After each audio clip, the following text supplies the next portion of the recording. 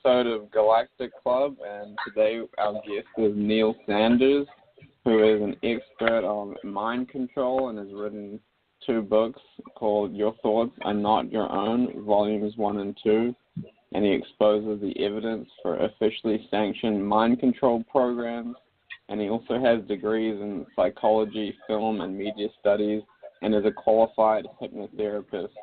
And he spent years collecting and analyzing declassified documents, scientific papers, court transcripts, confessions from doctors, and testimonies from victims and whistleblowers. So, Neil, would you like to introduce yourself a little bit more to our audience before we get right into it? Yeah, sure. Hi, how's it going? Thank you very much for having me on. That pretty much covers it, really, to be quite honest. I've always sort of been interested in mind control and anything a little bit off kilter, serial killers or, conspiracies of any type, really. It just fascinates me. And, the reason that conspiracies exist is, well, there's several reasons. One, because they're fun, let's be honest. Everyone likes a bit of a conspiracy, finding out new information, finding out things that might be true, things that perhaps are implausible to some, are entertaining. You can't deny that. The other reason is that basically some people basically sort of use it as a sort of way to define themselves as, I don't know, bit anti-establishment, bit other, bit different, something like that. There is an element of that. The third reason is because basically there's government programs to inject material into other societies in order to destabilize them. I know on the surface it seems like everyone's kind of gets on to an extent, but there's loads and loads of sort of disinformation campaigns and information that's seeded through various sort of media nodes in order to undermine the government of different countries in order to basically further the interests of other countries. And that's absolutely 100% provable. And the final reason, and the most important reason, really, is that conspiracies exist. There are crimes, there are conspiracies, there are secret medical experiments, there are government programs, there are systems in place to ensure that the current power system exists and continues to exist with little or no interruption and input from the majority of the population. And that's why it's interesting. Cool, thanks, Neil. And so what are some of the most interesting mind control programs that you've come across in all your research? They're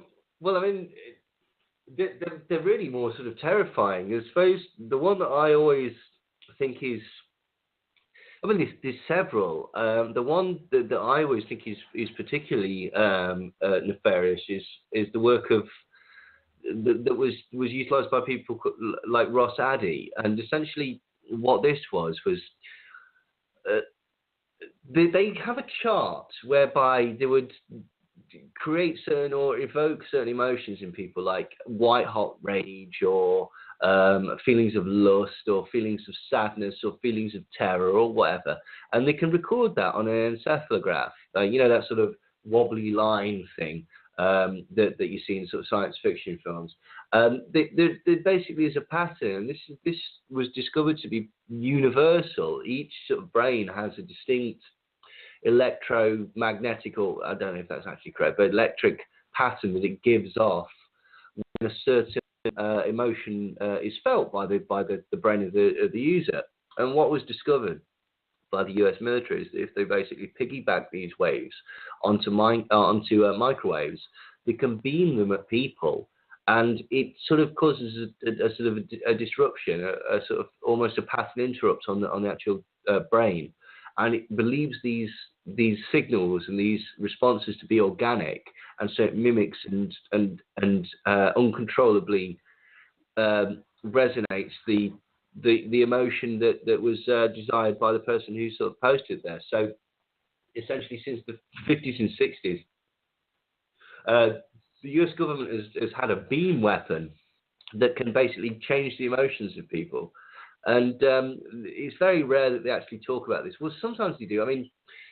bizarrely, in the sort of mid-early 2000s, Raytheon started talking about technology that they were trying out in prisons, which was basically putting voices in people's heads, or synthetic telepathy in the heads of prisoners to disturb discomfort and to discourage them from doing violent activities whilst they're actually in prison. And then obviously there's other things like silent sound, which is the same kind of thing, but it works on a different principle. It works on a subaural level, which basically means that the sound is positioned and hidden behind music in such a way that it's not audible on a sort of tangible level, but it hits the aural nerve, and therefore the message is clearly picked up by the recipient. And they used this in the first Gulf War in Operation Desert Storm, and they admitted to this and then denied it, and then the company that was the manufacturers of the technology actually admitted it on their website and boasted about it for many years before they dissolved and were no longer a reality.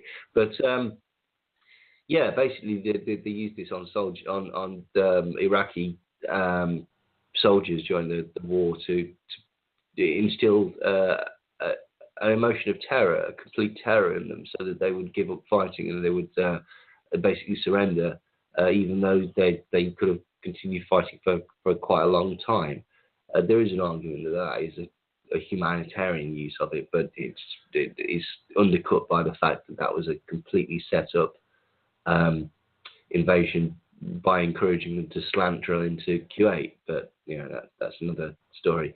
There is another one that basically they experimented with this. I haven't seen a lot of stuff about this recently, but they were experimenting with putting certain magnetic waves, deep brain stimulation in the helmets of soldiers, and they found that it was bizarre, really. I mean, it sounds like science fiction, but it essentially gave them sort of certain savant qualities. It made them a lot stronger, gave them a lot more stamina. It made them apparently a lot sharper intellectually, and gave them the capacity to withstand pain and to go without sleep for a long time.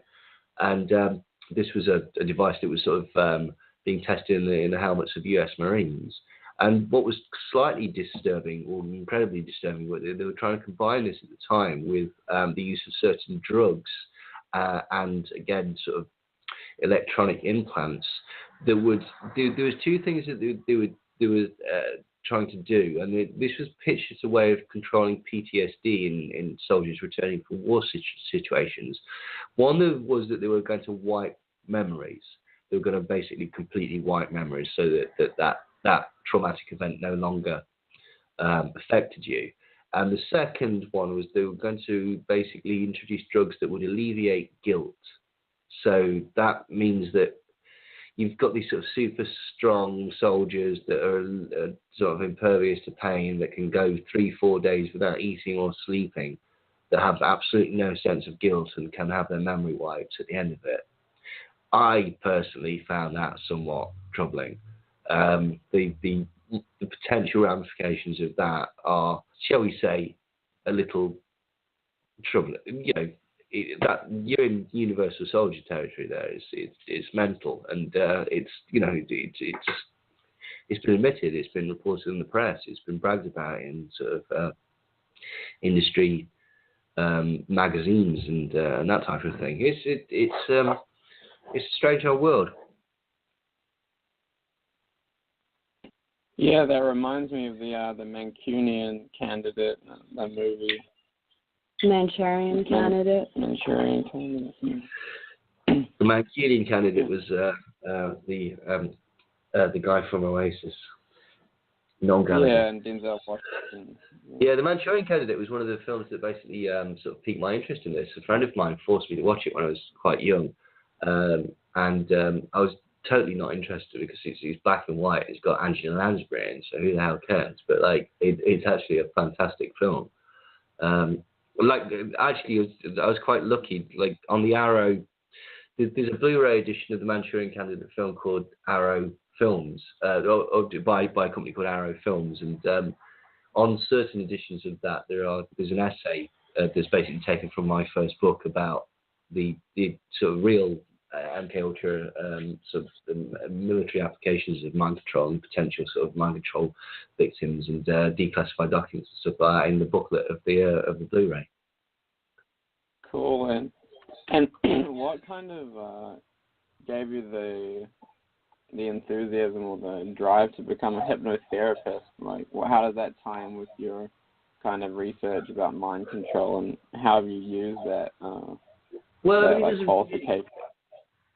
It doesn't really tie in, other than the fact that I understand that hypnosis works. I mean, I was doing a degree in psychology, and I took it to a certain point, and I was in a job that I wasn't particularly happy with, so I was toying very much with going back to university and pursuing it further to the point where I could be a qualified psychologist. But that didn't pan out because basically I couldn't afford to do the course and have the time, etc., and work at the same time. It was just, it just was not plausible. But in the interim, I decided to learn hypnosis just because, basically I'd had some hypnosis when I was younger, and I've a few friends that have had hypnosis. And bizarre as it is, it's an incredibly useful tool for treating all sorts of ailments, both physical and mental. So I thought it'd be really useful to sort of learn it. And the way that I learned it initially was a quite basic sort of script-based way. And I'm not totally convinced that's very effective. It can be, but it's not as effective as some other methods. So I was quite lucky to learn a certain type called curative hypnotherapy or Laserian hypnotherapy, and that it does a sort of regressive technique, not sort of past lives or anything like that, but just going back into memories, and it utilizes an idiometer response, which basically means that you don't talk to the person, you set up a mechanism whereby they answer with their fingers. Their one finger will raise for yes, another finger will raise for no, and this is to basically bypass what would be called conscious interference, so that you can delve deep into the subconscious. And it takes a bit of sort of like tinkering and stuff like that. It's almost like tuning with the radio, but essentially what you do is you track this back and find the initial incident that caused them to set up a belief about themselves, so that when they faced an unpleasant scenario in their adult life, that was the sort of go-to response that their brain had programmed in to react. And that was perfectly okay when they were 5, 6 or whatever. But now it's actually more of a hindrance, because the main premise of this sort of treatment is that any symptom that you come to us is essentially a defense mechanism of the brain. It's either trying to sort of prevent something from happening, or punish you or somebody else for something happening, or avoid something from happening, or that type of thing. So that it is incredibly it works. It's really bizarre.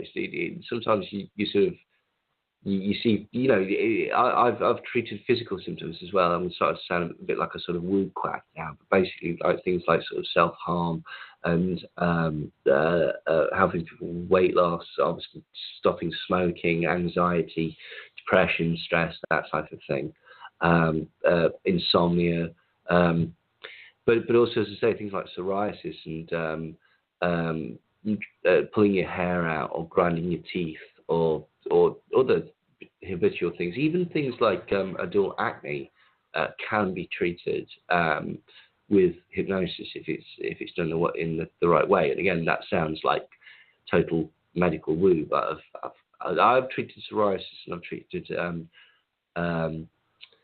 the stomach thing. What's it called? Irritable bowel syndrome, and other things.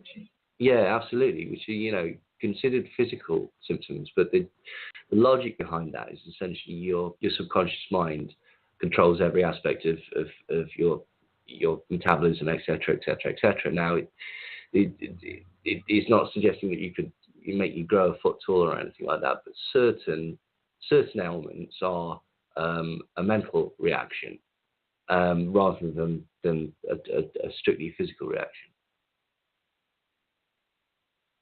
I have a question for you. With your research into mind control and the different programs that have been put out by the government and the people that are controlling the world and manipulating the human farm on this planet, like people manipulate the cows and with the injections they give to them, etc. Yeah. Did you come across the manipulation of dreams and the remote viewing that the governments do? And can you share anything about those subjects that you've found? Well, I mean, I've read the Jim Marrs books, and I've read the Jim Ronson book, Man Who Stared Goats, which sort of is the expansion of that team. But other than that, not really, if I'm brutally honest, because I don't know there's a huge amount out there. I got the manual off the internet once and tried it, but it didn't seem to work for me. But I'm not terribly good at concentrating for long periods of time like that. So that's possibly why. And other than the stuff that basically other people have written, not really, I'm afraid. But I'm sort of aware of it. It's a bit strange though, because the remote viewing agency, I forget who it was in it exactly. Stubblebine is the name that comes up, but I don't think he was involved in that specific aspect of it. It was owned by, or it was bought out by SciTech, and SciTech is a CIA functionary. It's it's an element of MK Ultra, which is a bit weird. Like a couple of people who basically sort of I forget exactly who it was, but I seem to remember a couple of people who interviewed the people who were close to the sort of the remote viewing people. They then reported some weird happenings in their life sort of after that. And you wonder, because there was a program as well called MK Often, which was essentially tied into the human potential movement and for things like Esalen and like yoga and transcendental meditation and all that sort of stuff, particularly during the sort of hippie movement. Not to denigrate any of those things per se, just that essentially the CIA found that it was really useful to sort of look in these things as a number of ways. One, to sort of corral people. Two, to see if any of this actually worked. And three, as a sort of cover for more sort of bizarre experiments and stuff like that. So there was entirely a possibility that the whole thing was a bit of a cover in order to, draw people in for whatever reason. But that's really very speculative. I don't have any sort of hard evidence to that at all. Cool, thanks, Neil. Yeah, you've done a lot of research. It's cool to hear. And have you spoken to any whistleblowers, personally? I've spoken to a few people who have worked on Silent Sound, and I've spoken to a lot of people who are concerned that they have sort of implants or are being tracked or monitored or that type of thing. That's not my particular forte, so I always point them in the way of ICAT, which is an organisation that seems to be able to deal with that. And I get quite a lot of sort of information from people that email me and stuff like that. Well, as to the veracity of it is very, very difficult to say. I've certainly spoken to some soldiers that have been involved in Silent Sound and shown me sort of pictures and things like that. So I'm very much with that. What I tend to do though is look at the sort of the documentation really. That the majority of this is in the public domain. And that's the sort of way to sort of draw it together, really, because it does sound sort of fantastical, a lot of it. So what I'm always trying to do is back stuff up and have a genuine sort of not only a sort of a coherent narrative around why this is and who it's doing this or whatever, but also sort of formal documentation or some sort of like tangible side evidence. And if I don't have that, I'll basically say, you know, I'm speculating, or this is my theory, or whatever. But yeah, I've spoken to a couple of soldiers. Cool. Thanks, Neil. And what made you write the book Welcome to Sell? And it's not actually a book; it's a DVD. What it is was I was invited to do a conference called AV5, which a chap called Ian Crane puts on every year. And I was going to do a sort of standard mind control thing, fairly nasty, talking about sort of serial killers and Manson and bits and stuff like that. And Ian was like, I don't really want that. Like, can you come up with a new idea? And I was a bit stumped, so I thought, well, what can I do? And it was in front of a live audience, like a sort of a big live audience at a conference. So I came up with the idea of talking about the tricks of marketing and tricks of the advertising world, and tie that with a few sort of revelations about lies in the way that food is produced and how it's not as nutritious as it might be, or particular methods that celebrities can use to make their public persona seem more sort of seem better, basically. And so I thought, well, how can I do this? So what it is really is it's a two-part. It's a comedy thing, really. It's a presentation where I play the part of an evil salesman. I've kind of based it on the Alec Baldwin character from Glengarry Glen Ross.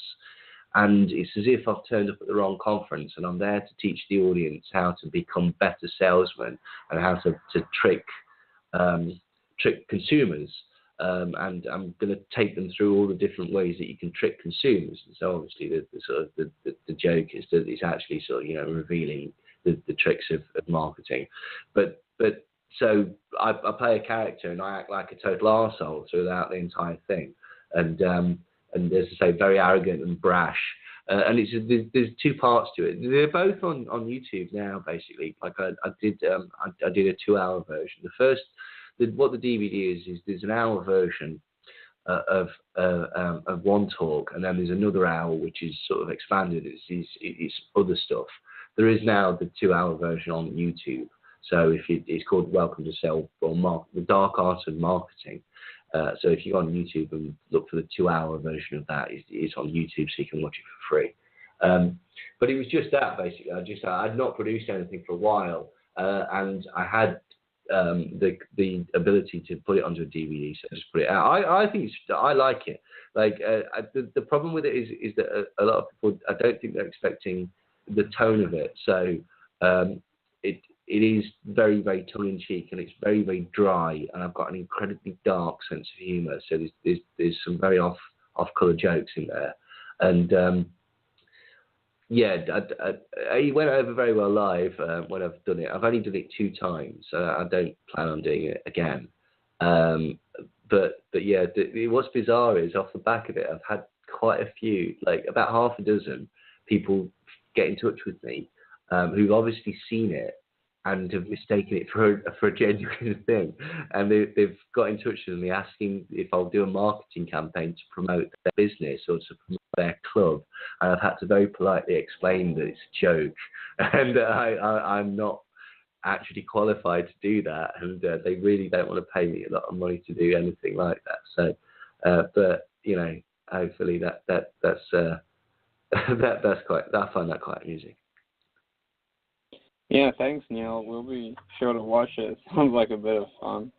Do you think you could just share a couple of highlights maybe from that, so people can maybe see things a bit differently in the everyday lives, like maybe some marketing subliminals that you're not aware of right now? Well, it's all things like, one of the things is basically Spurious Rigor is one that I'm particularly fond of. Spurious Rigor is when you'll see an advert and it will say, this will increase your facial moisturization by 11.7% or reduces aging by 17.4%. And the idea behind that is that it's obviously nonsense. You've made it up or you've manipulated the figures until you've got that number. But if you say a number as precise as 17.3%, the inference and the assumption from the audience is that, well, they've really taken their time on that. That's incredibly precise. They must be really, really rigorous, and therefore I can trust what they're telling me, that this particular product is going to make me look younger or make me look prettier or make me look whatever. There's loads of things. The appeal to nature is one that's particularly prevalent. Is essentially there's an idea that if something's natural, it's good and it's better. And in some cases, obviously, that is the truth. Like, there's that that phrase that, if it says low sugar, what this means is a storm of chemicals.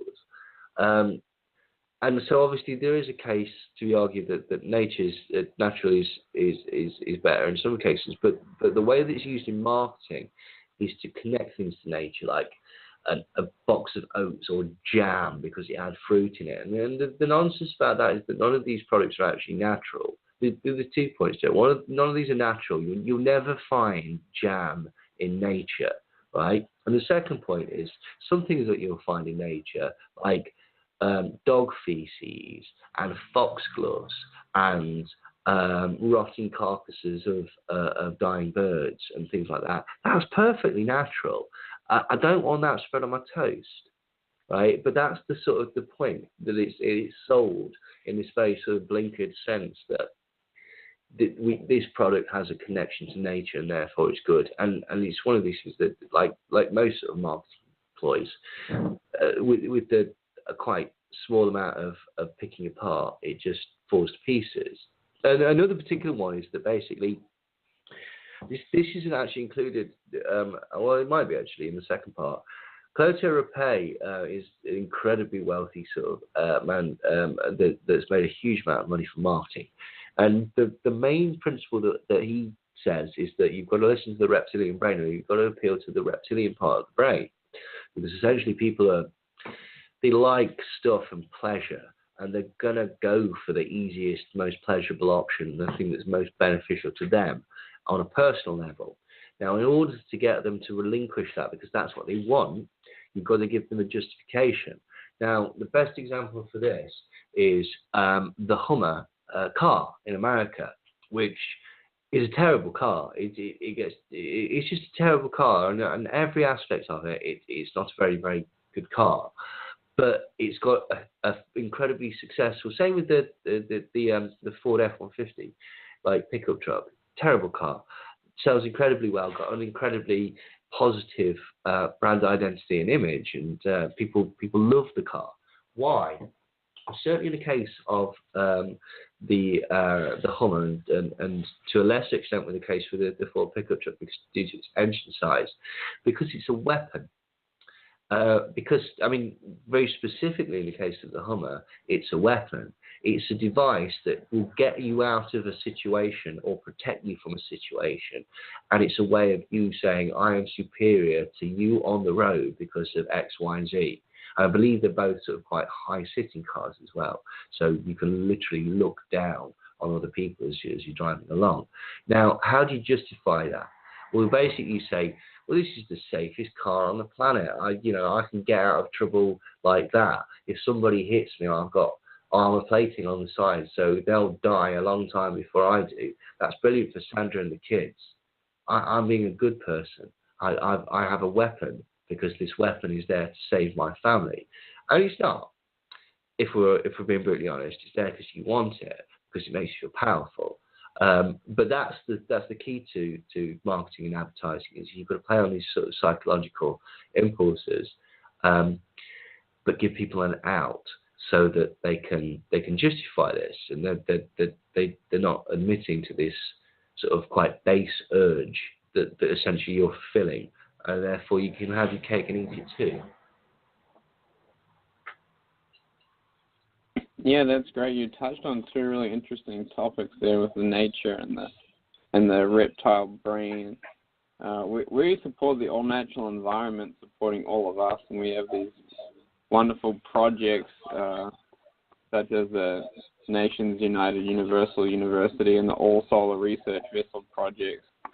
And we see that it makes sense to support the natural environment, supporting all of us. But people are unaware of what the natural environment really is. Like you said, the birds and the animals, they're out there, they're just doing their thing, and it has nothing to do with, like healthy natural food. It's, in a way, healthy natural food is really all there should be. And so people are so disconnected from nature now, and I see that in the advertising, the so-called like green movement and advertising and things like that.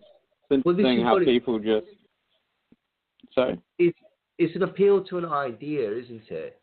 That's why things like an iPhone is so popular, not because they're a particularly good product, but because the concept of having an iPhone or having a Mercedes-Benz or having a Rolex or whatever, it projects a certain image, and it invites you to a club and a lifestyle, and it presents, well, it's not real, but it gives you the concept that you are living the life. And a really, really glib sort of like thick end of the wedge thing. If you own a yacht, well, hey, yacht time, brilliant, look at me, I'm wealthy, I've got a yacht. And to a lesser extent, you can sort of show that by having some Jordans or whatever. And it's a sort of vicarious pleasure, taking off this sounds shitty, but taking off the accomplishments of others. And again, I don't mean that in having a go. Everybody does it, absolutely. I'm not averse to it. You'll always see me in some obscure punk band T-shirt or obscure black metal T-shirt, and that's so that everybody knows, wow, he's the sort of guy that listens to obscure metal. He's interesting and different. Everyone does it, it's you're not immune to it. But again, this is the point. These are the things that sort of essentially quite human qualities that often people don't want to admit to, that psychologists in the marketing and advertising industry are very aware of, and they're very aware of the ways to sort of get you into groups and make you feel secure and give you a certain amount of psychological comfort and a certain amount of aspiration, and to get you on that treadmill of wanting the next best thing and the next best thing and the next best thing and the next best thing. And it's quite seductive because it gives the illusion of solving certain problems, at least for a time, or at least giving a dopamine response from your brain that actually gives you a certain amount of tangible pleasure. That there's that's really nobody could be you can't have a go at people for that. That's life's bloody hard, and that's the other sort of flip side to it. That basically, civilization is structured in such a way that you have very limited leisure time and you have very limited opportunities in life, and so any opportunity to get cheap, designer products so that you can sort of show off a bit or whatever, I can see how that would appeal to people, because, as I said, you get very, very little opportunities. The sort of the horrible thing about it is that these aspirational things don't really give you pleasure, and the problem is that basically, as I said, you're sort of buying into that thing. So now that basically, you've acknowledged to a degree that you're playing the game of one-upmanship or whatever, and you'd probably be a lot happier if, as you said, you sort of disconnected from the whole thing, and didn't play that game and understood that that's clothes don't necessarily make us the man, and you can have as many toys as you want, you can have as big a house as you want, you're still you. You can be anywhere you want to be in the world, but you're still you. And so it's more important to sort of try and realise and sort of make yourself happy with simpler things, really, to be quite honest. I mean, don't get me wrong, I'm not happy. So no. But if anyone does, I see what you're saying. Book me an email. Yeah, of course, I see what you're saying, and really I was trying to say that we see the same thing here, and yeah, we're sharing lots of wonderful things with people, and at the same time we're sharing, what's really taking place here on the earth, and there's a whole lot going on, and most people aren't paying attention, and they're just going along with what they're taught in indoctrinating schools, educational systems, the media, and all sorts of things, and there's a whole lot, to see through to eventually see, why we came here and what a real purpose could be. And what we're doing is we're sharing, why we came here and a way to wake up to what we really is, which is free beings of real light. And that's a lot for some people, and that's okay. Everybody decides their life. So, we're on our adventure. I was wondering, Neil, sorry? So in my personal opinion is that one of the sort of most troubling things that's going on at the minute is that most people don't live in reality, they live in virtual reality to a large degree, either on their phones or via social media,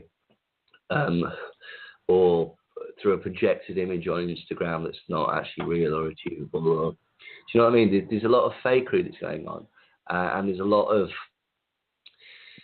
there's so much personal fakery, and there's so much sort of industrial fakery that's going on the internet as well, where basically people are sort of like this outrage culture, outrage on both sides of the political spectrum.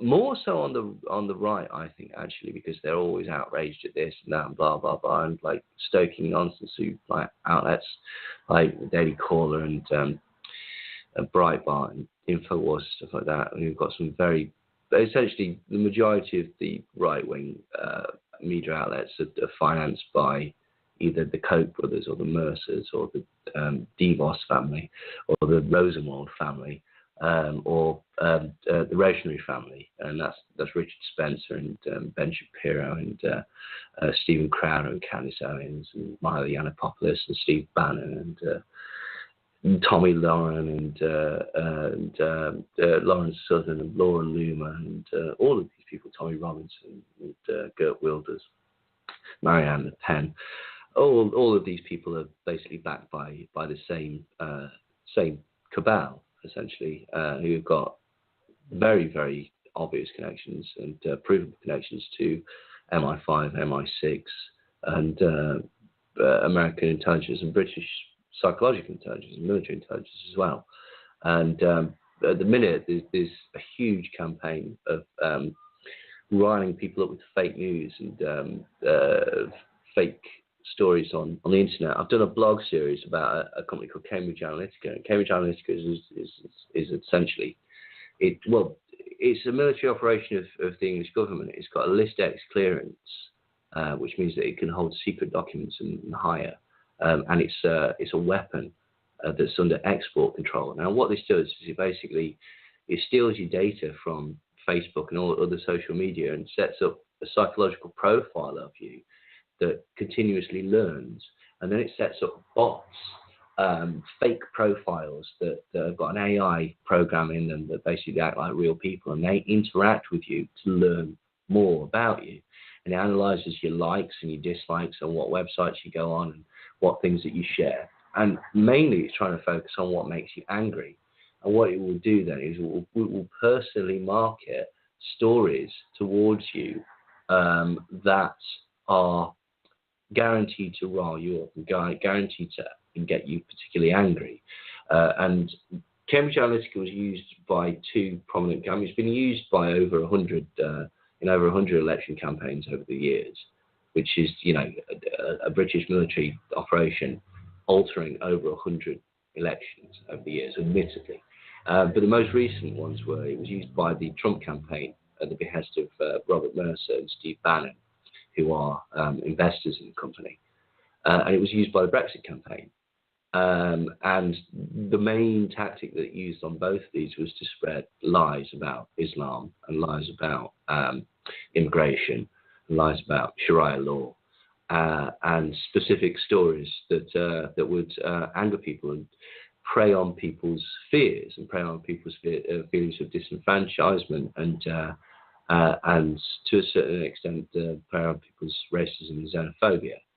And that's really, really concerning that basically this company was used so heavily by these two campaigns. Don't get me wrong, like, I'm not having a go at you. If you voted for Trump, you may well have had very, very good reasons for it. If you voted to leave the EU, you may well have had very, very good reasons for it.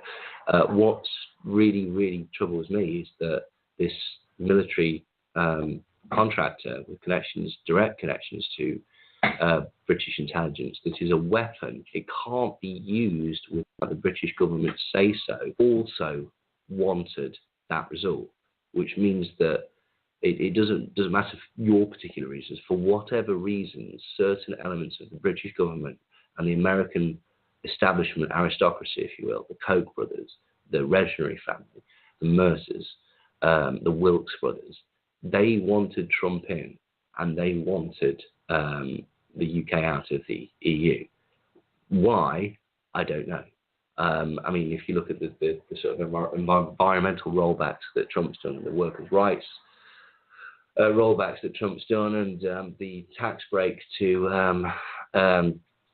the mega wealthy that Trump's done, and the potential contracts that are coming in with the NHS after Brexit, and the fact that the EU will no longer be subject to the EU's, the UK will no longer be subject to the EU's offshore trading laws, which means that basically the very wealthy can hide their money in tax havens. That may well have something to do with it. I don't know. That would seem like a particularly likely scenario. What's very, very troubling about Cambridge Analytica is that they're also behind, although the Israeli faction of them were behind the election of Viktor Orban in Hungary. So Mossad got Viktor Orban elected, and they were also behind the election of Bolsonaro in Brazil and the elections in Argentina. And they've been helping out with the elections in Poland, and Mossad have been financing right-wing militias in the Ukraine. And this is all connected. This is all the same thing. There's been a particular project that's been going on with the utilization of particular media outlets and connected to this British military faction or British military contractor that has been installing right-wing governments all over the planet for the past 5 to 10 years. And it's quite bold about it, and it's telling people about it, and it's obviously being protected by the British government as well, because basically when the investigation into this happened, mysteriously the warrant kept getting mixed up. So they took all the computers and all the documentation out of the Cambridge Analytica building in the week that it took for the warrant to actually get through, which is, obviously a cover-up. It's very troubling. I mean, like, a lot of people are sort of like on this sort of, communism, Reds under the bed, blah, blah, blah, blah, socialism, blah, blah, blah, which I don't think is true. I think, I know for a fact that a lot of that is Mossad propaganda, because they admitted it via their Black Cube program, which is an extension of Cambridge Analytica. We forget that the establishment in America were, very, very right-wing, white supremacists. We forget that the CIA is founded on the skull and bones, the death's head. It wasn't so long ago that we knew that the Bush family and the Rowe family and Schwarzeneggers and various other people like that, the British royal family, were, connected to very, very far-right, particularly Nazi regimes and far-right beliefs and eugenicist beliefs and such like that.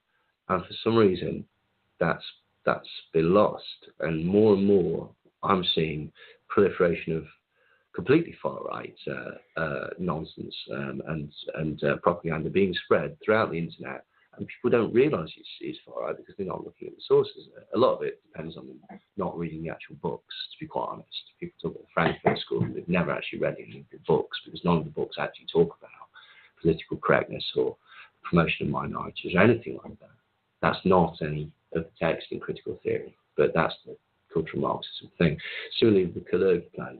Strangely, Kalergi actually was a white supremacist that wanted to maintain Europe's border for the white people and turn Africa into a slave nation to support Europe. But people just put out that one passage about the man of the future will be this sort of combined thing. He wasn't saying that he wanted that. If you'd actually read the book rather than what people had written about the book, then you would understand that he was actually saying no, he wanted to keep Europe white, and he wanted to keep Europe as a unit to stop it from fighting within one another. And the Kalergi Award, which is given out each year, for one, it was given to Ronald Reagan one year, which sort of flies in the face of him being a good guy, if you believe that thing. And secondly, it's not actually got any connection to the European Union at all. It's a completely separate organisation that was set up by Kalergi himself. And if you look at this organisation that actually gives out the award, if you look on their website, their one concern is keeping Europe white. So it's not about this race mixing and this grand, what's he fucking called? That's stupid. Like, where basically they think that there's white genocide and stuff like that. The organisations that they're talking about promoting this are not promoting that. They're promoting the very opposite. That these theories rely on people getting angry and not looking at the source material.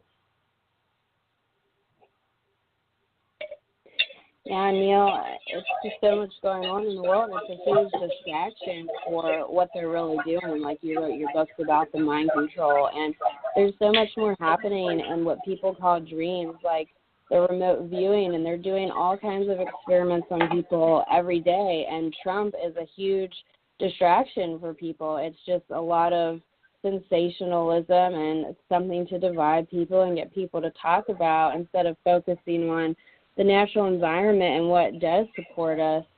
So I appreciate you sharing what you are. And like we've learned, government, what does that mean? It's mind control. It's to control the minds of the people. And we don't need that. We can become more aware, and we can all make better choices ourselves. We know what we're doing, and yeah, we can just be real. It does make a lot of sense to investigate these things and what you're sharing, because this is the planet that we're all on. We're all in this together. We're all in the same world, and it doesn't matter if it's happening in this country or that one, because it's all the same planet. If it's over there, it's going to be coming over here soon. So if you can't breathe in China, eventually we're not going to be able to breathe in Hawaii or wherever we are on the world. So completely.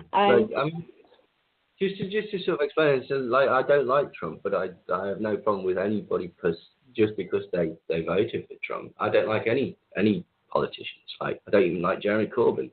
But I understand why people voted for him, because he played up to their feelings of disenfranchisement, and basically he told them things that were true, that basically they'd been ignored by the elites and that they were being cast aside. Problem was, to my mind, is that he just lied. He just basically utilised that as a particularly clever way of appealing to someone that might solve your problems. And I don't think he's got actually any intentions of doing that. Like, and just to sort of tie back to the marketing thing, make America great again. Genius.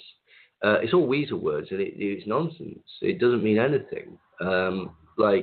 Let's start with America. What do you mean by America? Do you mean the Deep South? Do you mean California? Do you mean Los Angeles? Do you mean America, the corporation? Do you mean America in the sense of foreign policy? Do you mean America domestically? Do you mean America in the sense of being connected to the world? Or do you mean America being in an isolated sense? There's numerous ways that you could determine what America actually means. And it means numerous things to different people, which is why it is such an effective slogan. Great. What does great mean? Would great mean that basically you had no deficit or no debt? Would it mean that you were the controlling empire that ruled the entire world? Would it mean the highest GDP? Would it mean the highest standard of living? Would it mean the highest standard of equality and personal and social interaction? Would it mean the best healthcare? Would it mean the best social mobility and the best sort of social services? Again, there's loads of different things that you can put your own iterations on that. Again, that's Clever because it appeals to nostalgia and it appeals to a mythical past that doesn't really exist. When particularly was America great? Well, it depends again what your definition of great means. If your definition of great was when it was mostly whites in control, well then it was the 50s. If your definition of great was when you were making loads of money and like doing coke and banging hookers on Wall Street, it was the 80s. Like it very much depends, and again you can tie that into your own projection.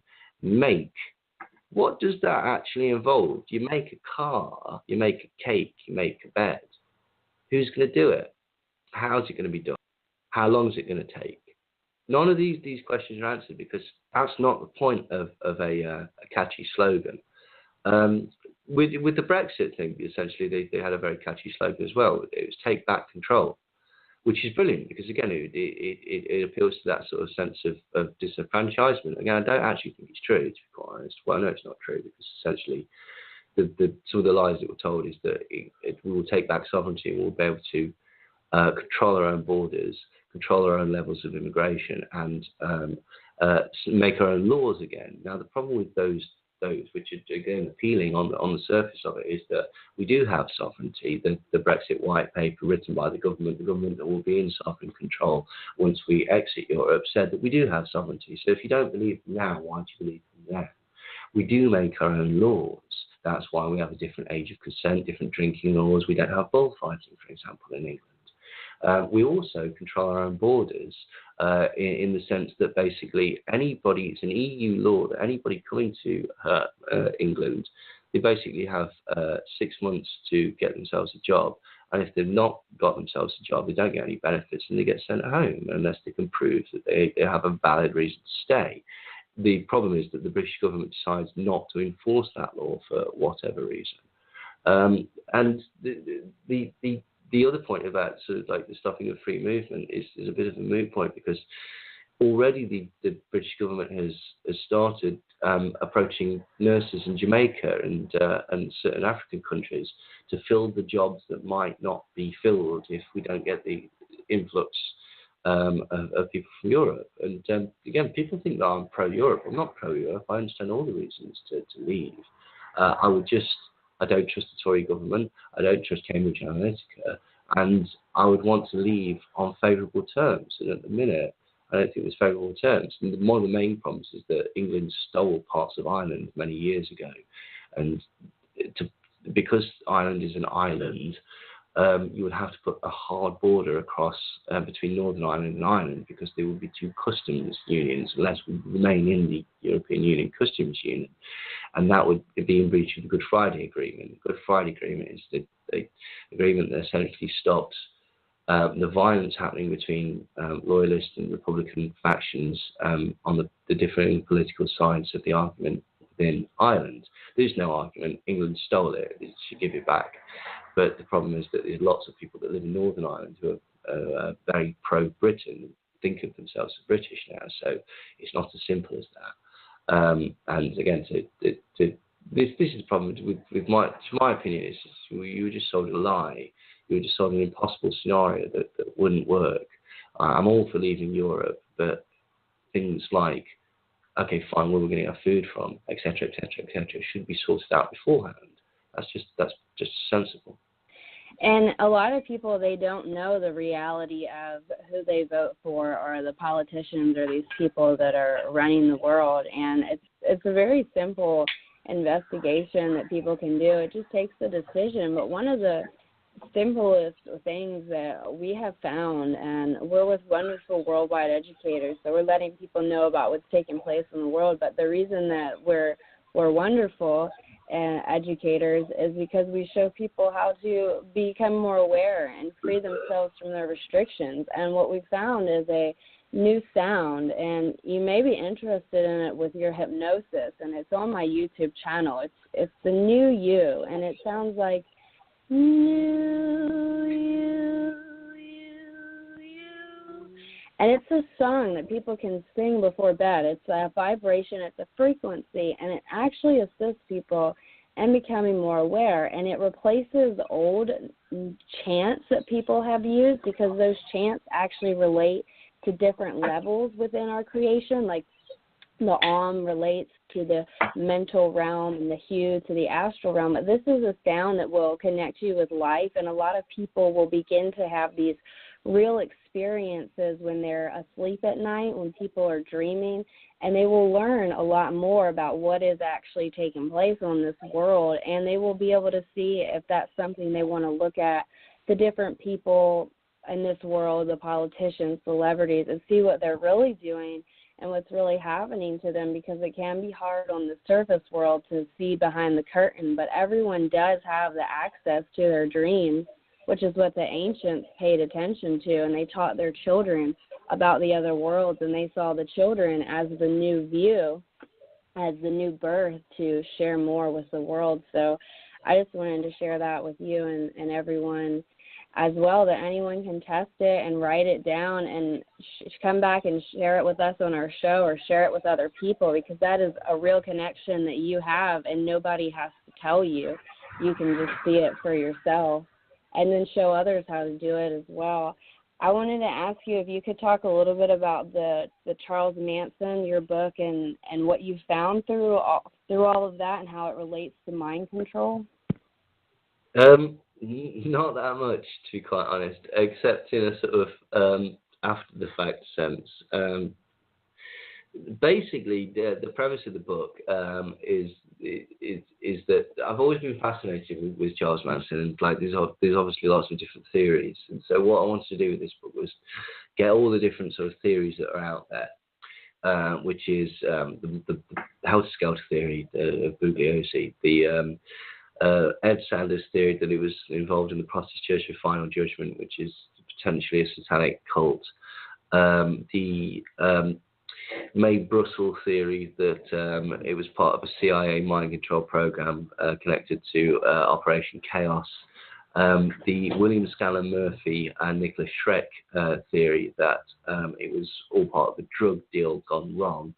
And basically what I wanted to do was put this against a sort of timeline of Manson. I heard from another person the best way to sort of like figure out what's real and what's not is to get an accurate timeline of what's going on. And then when people say this happened on this date, you can go, yes, it did, no, it didn't. Or if someone says that I was here on this date, you can look at it and try and figure out what's gone on. And I've been aware for a long time that there's a lot of strangeness in the Manson case, like the main story, just like the fact that the defence didn't actually present a case. That was one of the main sort of that's a bit unusual. Like literally, the defence did not present a case. They stood up and said the defence rest, didn't call a single witness, didn't rebuttal a single argument of the prosecution, just hung them out to dry. The fact that Helter Skelter doesn't actually make any sense, like what you're kidding white people so that black people, it looks like it's black people so that a civil war will start, that's nonsense. And the fact that they didn't continue it, and also that they started it before they found their hiding place, which sort of goes against the whole thing. Also the fact that Helter Skelter was basically taken from Krishna Benta, who was a guru in Box Canyon.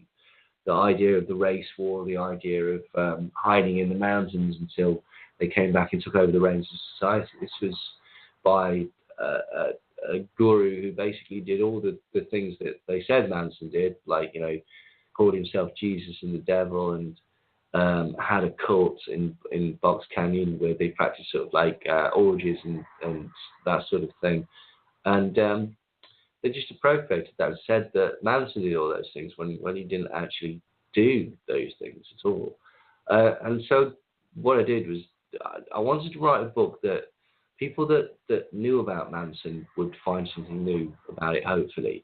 And I wanted to write a book that people that didn't know about Manson could be told both what was tricky about it was I had to tell the mainstream story first, and then go, okay, let's examine the entire history of his entire life and see which of these particular stories stack up and which of them actually adds up and makes sense.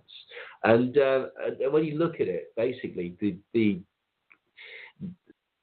Murphy and Nicholas Schreck argument is by far the strongest. And that is what I believe to be the accurate representation of what actually happened. That essentially this was just a drug deal gone wrong. And to a large extent, Manson was a scapegoat. And he wasn't a mind control guru. He wasn't a cult leader by any stretch of the imagination. I think he was a pimp. And I think that he was a drug dealer. I know he was a drug dealer. I suspect that he was a pimp. And one of the things I suspect that other people miss is why they had all the dunes in the desert. That's so that they can get across the desert into Mexico and pick up like drugs, bring it back across the border and evade capture by less agile vehicles. So to my mind, if you track what the Manson group were doing, they're just going up and down the west coast, and then into near the border, up and down the west coast, then across the country, up and down the west coast, then near the border, up and down the country, and then across the country. And it's like, all right, they're moving drugs around or stolen cars, and they were definitely involved in car chopping. And Manson had been involved in moving stolen cars and moving girls in Texas and down to Mexico, and boasted about moving drugs for mafia figures in Mexico in his youth.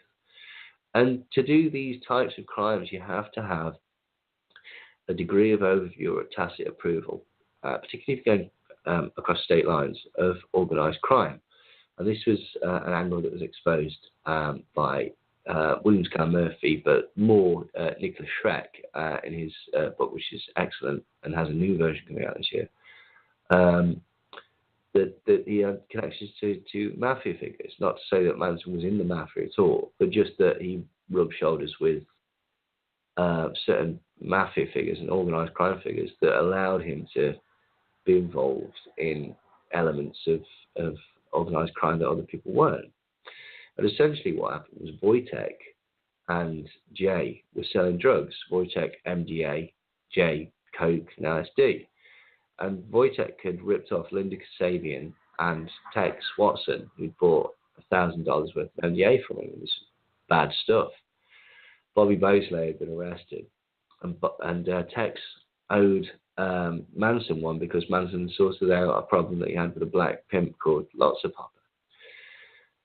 So Manson said, you need to sort out this Bobby problem. Bobby's been arrested. You need to sort it out. Tex doesn't really know what to do.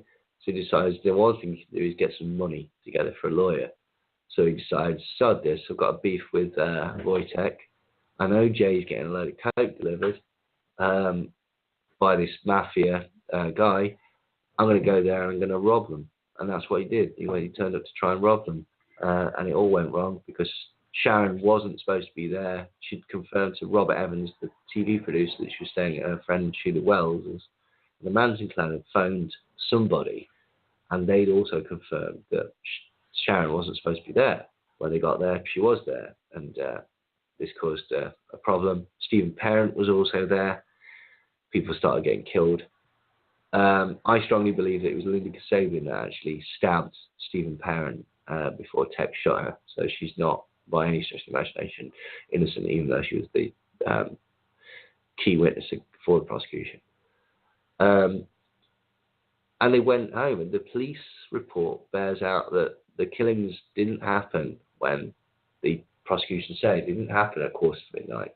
They happened about sort of in the early hours of the morning. So that's when screaming and gunshots were heard. And if the gun was broken against Wojtek, it made him unusable. And the same cartridges were used in the same caliber weapon. The same weapon was used in all the gunshots. That means that the gun didn't get broken until much, much later, which means that Wojtek and Abigail didn't die until much, much later, which means that essentially they left there in a panic. They went over to Jay Sebring's house to basically try and steal his stash, and that's where they got caught by the Webbers, and then they made a run for it back to the ranch. And Charlie had just come back from San Diego with this young Jewish girl, which kind of puts paid to the idea that he was a rabid racist, although he did have some very dodgy separatist ideas. He didn't feel that black people, white people should mix sexually, which is obviously stupid. Although the swastika wasn't a Nazi emblem, it was an Indian sunwheel that he got from a friend of his called Walks on Top, who was a Native American. and it was there to protect it from white people, essentially.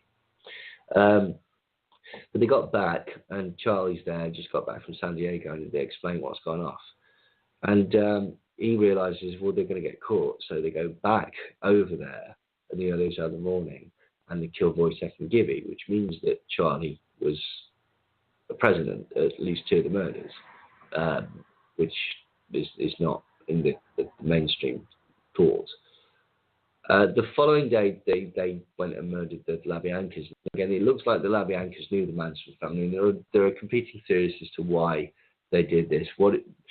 It looks very much like Susan, who was Rosemary LaBianca's daughter. She was friends with Tex, and her boyfriend was a straight Satan motorcyclist, and she later sort of made pleas under a false name to try and get Tex out of prison, which is, again, very, very dodgy. So it looks like Susan was kind of involved, but there's also suggestions that Rosemary LaBianca might have been connected to the drug industry. She certainly had wealth that was otherwise unexplained, and that perhaps Lino himself was in some degree connected to mafia. He certainly owed Frankie Carbo at least $30,000. I mean, interview with Hard Copy, Charles Manson, this is not widely known, but Charles Manson said that he went there to get a little black book from Lino, "Don't move or you're dead." And the person said, the interviewer asked if he knew Lino LaBianca. He said, "No, I didn't know Lino, but I knew Frankie Carbo. And Frankie Carbo knew Lino. That's why I was there." Or words to that effect. So, again, this mafia connection that Nicholas Schreck promotes is very, very strong. And the connection between the Beach Boys and the mafia as well, and Elvis Presley and the mafia, and Charles Manson was knocking about at Elvis Presley's house quite a lot. There he met people like Michael Caine and other people, and Jimi Hendrix's backing band and certain other people. This is the point to my mind, is that the case was just too dodgy. It would just expose too many dodgy connections to drugs and celebrities and that type of thing. Nicholas Schreck has a theory that it was connected to an ongoing FBI investigation. He may well be right, because you might have a lot of information that in his new book that I didn't have. But I didn't agree with that. I thought that simply the cover-up was to protect the institution of Hollywood to an extent, and the interconnection with organised crime that was a sort of open secret with the Hollywood police and that type of thing. So that's the theory. And one of the main things that I do in the book as well is that basically nobody ever listens to Manson. So what I spent a long time doing is listening to speeches from Manson and then deciphering them and explaining his slang and putting it into sort of words that could be easily understood, and saying, well, what he's telling you here is blah, blah, blah, blah, et cetera, et cetera. And if you actually sort of read these missives, they're actually incredibly revealing as to the reality behind the plot. I mean, part of the reason that the truth never came out is that, one, they just didn't want it to come out, and two, Manson was to a degree happy in prison. He'd spent the first 33 odd years of his life, majority of it in prison, over half of his life he spent in prison. He's certainly accustomed to it and institutionalized, and there's an argument he has a certain religious philosophy that allows him to be happy and content anywhere. But yeah, I mean, the Beatles stuff is nonsense as well. I have no proof to this, but my mind is that the connection to the Beatles was promoted by Nick Grillo, who was the manager of the Beach Boys, just simply because it makes sense to me. Like, the Beach Boys' career could have been ruined by the connections to Charles Manson, and they went on to be, play at Reagan's inauguration and stuff like that. So, but the Beatles were sullied, terribly sullied by the connection to Manson, which was nonsense. It was utter nonsense. Do you know what Helter Skelter was? Helter Skelter was a gambling club that he'd set up on Spahn Ranch. That's why it was written on the door. And we know that to be true because George Spahn got a fine for Manson running an illegal gambling club called Helter Skelter on Spahn Ranch. So, a lot of the so-called mysteries is quite easily demystified.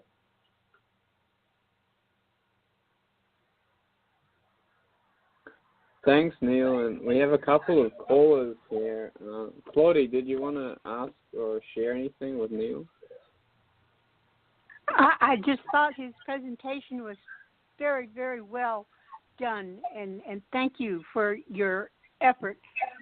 It enlightened a lot of areas that were dark before, so we can know what's going. Thank you very much. That's very, very kind of you to say. Your research is thorough and very well presented, so that even people of a lesser education can get the message. The mind control part of it is right on. We people on the planet are so much controlled by the corporations of the world, and we are enslaved into a work ethic that's just endless.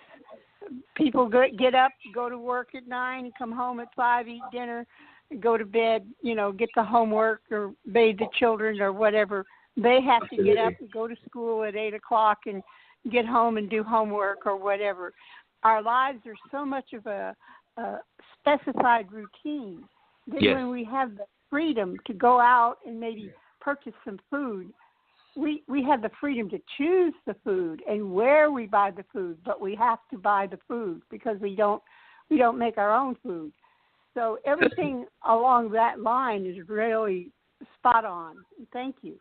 No, thank you very much. But you're absolutely right. I couldn't agree more. You get so little time to be an authentic person because you always got a different sort of face on. You're either at work or you're out in public, and I mean, some of the things are good. The fact that violence and sexual assault is not considered good is a good thing, obviously. But you're absolutely right.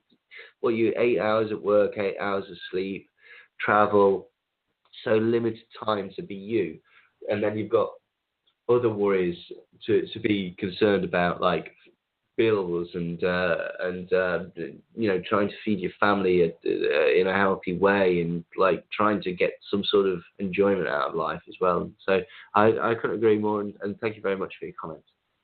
Oh yes, and the one last thing, I have just recently, last couple of years, investigated the new presentation information, and I found it very liberating.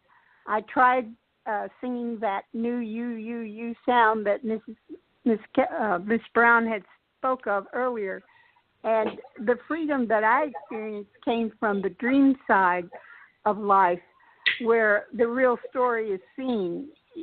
In the waking state, you are exposed to a lot of different viewpoints. Some are false and some are very accurate. But it's up to the person to learn how to figure it out. And in singing this new youth sound gives you a better handle on how to do that. Again, thank you, sir. Thank you very much. And I said, please send me that link to that thing, and I'll definitely have a look at it. Yeah, yes, sure, sir. Neil. We'll send you some. I'll email you some links about what Chloe and Kelsey have referred to. And just one last question before we finish up here. I was wondering if you could share some light on any research you've done about the 5G and how that might change the voice-to-skull technology and mind control in general. If I'm honest, I've been struggling to find it. I mean, I'm aware that there are people out there that are very concerned about it.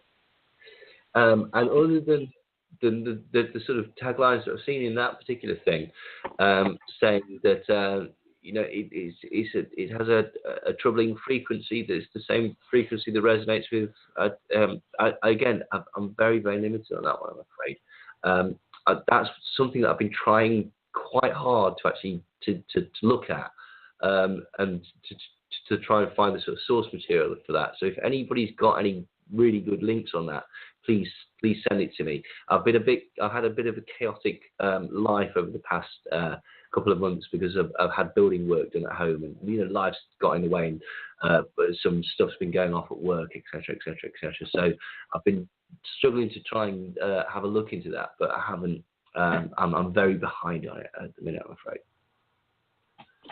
Okay, no worries, Neil. And yeah, one guy we've looked into is Barry Trower. He was a microwave weapons expert.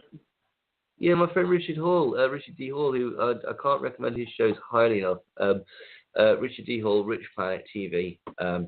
He's great, and he's a really great guy as well. He champions Barry Trower, and I was aware of Barry Trower's previous work, but I've just not had a chance to sit down and watch and fully sort of get the gist of it. And like I was looking for some articles, but I couldn't really find any good ones. So when I've got a couple of hours, I'll sit down and watch his presentation or whatever. I was aware. Who is it? Is it Barry that's been some sort of court case in Newcastle? But the details in all the articles I've read were quite scant. It basically said that, or it implied that they were going to look into it, that they were taking seriously the concept that this might be harmful. And I've also seen a lot of stuff, and I don't know if this is connected. Please tell me if it is or if I'm totally wrong. Where they're cutting down trees because trees get in the way of the 5G signal or something like that, which seems a bit weird because, surely if you'd sort of, hey, trees, you need trees are cool.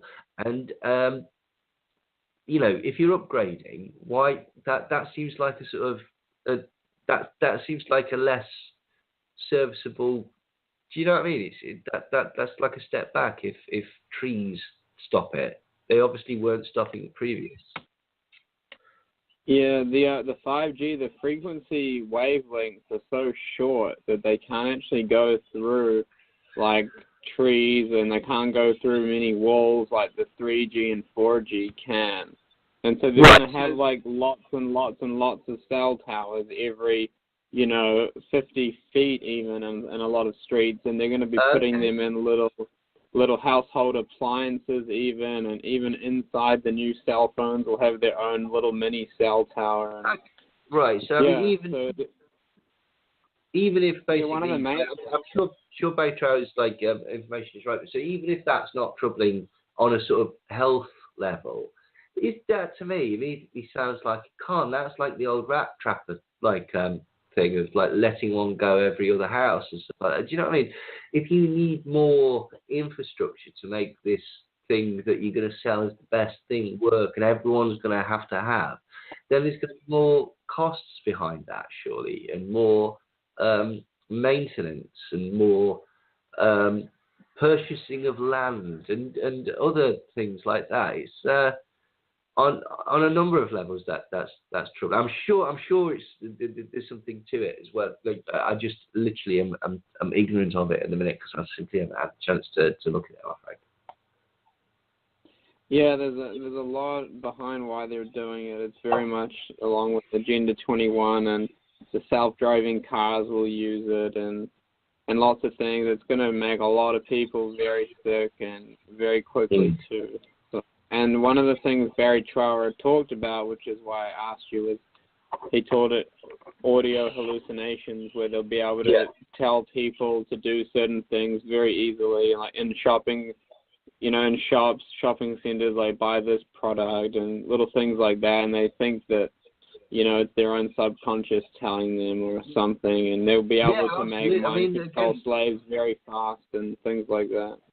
I mean, that's definitely a reality. I mean, so we spoke about that briefly at the beginning of the show. Raytheon have proudly sort of spoke about like that as a sort of crowd control like tool, and it's been done.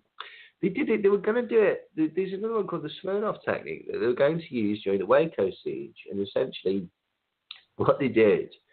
Obviously, some people might not remember the Waco siege. There was a supposed cult there that had barricaded themselves in and was apparently stockpiling weapons, although the details of the entire thing are sketchy, to say the least. And there's different theories. Like there are mind control theories around that, which again, I've not seen any sort of anything that's not circumstantial, but it's not to say that it's not a case. As I say, in MK Afton, they were looking at sort of like the creation of so-called cults to see what public reaction would be and how people acted within groups and stuff like that. But anyway, basically, David Koresh believes himself to be the son of God, and that he was able to translate the 7 seals or the hidden 7 seals of the Bible or something like this. I forget exactly, but basically there was a standoff at Mount Carmel, and this what they were trying to do was trying to get them all out. There'd been a bit of a shooting, and some ATF agents had been killed, and some people within the compound had been killed, and they got this bloke called Igor Smirnoff, who had a device that was basically the same thing, subliminal auditory hallucinations, but done it again in a slightly different way. If you remember at Waco, they were playing like Metallica on a strange loop, and the sound of rabbits being killed and that type of thing. So whether they did use mind control techniques, there was ample opportunity to do this. What Smirnoff proposed was that under the sound of something else that would disguise it, they would again put this suboral thing that would be picked up by the inner ear, but not apparent in the air. And they got Charlton Heston to record a series of lines where he would pretend to be the voice of God, and he would tell David Koresh to peaceably surrender and come out of the compound. Now, the ATF basically asked him what his success rate would be, and he said that it was about 60% chance that it would work, and a 40% chance that it would send them completely mad, and that they would slit their own throats and kill each other. And so the ATF decided that it would be far more sporting to roll a Bradley tank up there and shoot fire into the building and then machine gun anybody that came out the back. And now here's the thing, right? There's been a few Waco documentaries, right? Not a single one of them ever uses the footage that Bill Hicks was talking about, that was on public access television. That's still available on YouTube with the final interview with Bill Hicks, where he's wearing the black leather jacket, he's got long, sort of straight, straggly hair, he's wearing glasses. It shows a Bradley tank rolling up and using a flamethrower to set fire to the building. So all this, it was accidentally set on fire by the fragment grenades, like dust settling on the floor, and that's not true. The American government murdered these people. But yeah, they were going to use the Smirnoff technique as a particular way to try and end that siege.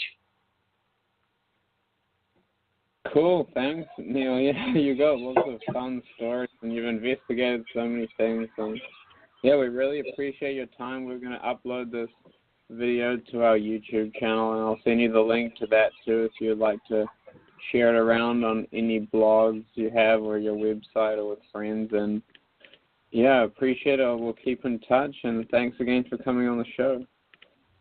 Thank you very much. And if people want to read my blog, it's on my website, which is neilsandersmindcontrol.com. And you can get my books and DVDs there, and they're also available on Amazon and on Kindle, because I know a lot of people like stuff on Kindle. I like the sort of tangible era. I don't even have an MP3 player. I still have CDs. So I like hard copy books and stuff like that. But 'tis the world, brave new world, and all that.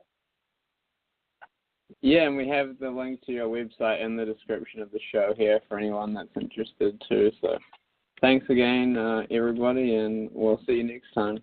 Cheers, Neil.